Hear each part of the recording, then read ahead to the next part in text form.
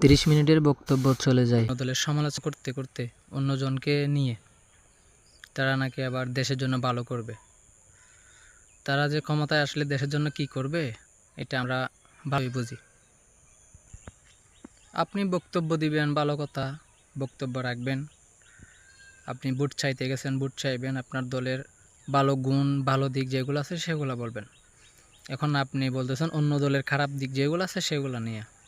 আগে নিজের দলের ভালো দিকগুলো বলেন।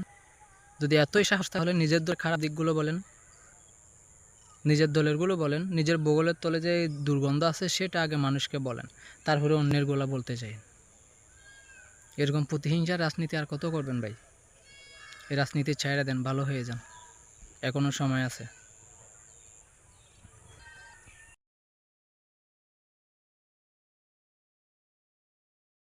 বলবে দিশাহারা হয়ে এমনি শুরু করে, মানে কি অন্য দলের নিয়ে এই সেই কি বলবে, মানে কিছুই তো জানে না। অটো পাস ইঞ্জিনিয়ারগুলা মানে কি যে বলে মাইকের মধ্যে এসে নিজেও জানা। এরা নাকি আবার দেশের জন্য কাজ করবে, দেশের করবে, দেশের উন্নতি করবে। এই যদি হয় তাদের নেতার অবস্থা, এই যদি হয় তাদের অবস্থা, তাহলে তারা দেশের অবস্থা কীরকম করবে? এভাবে নাকি দেশের উন্নতি? বাংলাদেশ একবারে গেছে, কি বলবো ভাই। তাই আপনার বুট, আপনার ইচ্ছা, আপনার যাকে ভালো মনে হয়, যোগ্য মনে হয় তাকে দিবেন। আপনার ভোট যেন ন্যায় ও ইনসাফের পক্ষে হয়, এটাই মাথায় রাখবেন। যেন আপনি, আমি, আমাদের মা বোনেরা সবাই রাস্তা বের হলে নিরাপদে বের হতে পারি।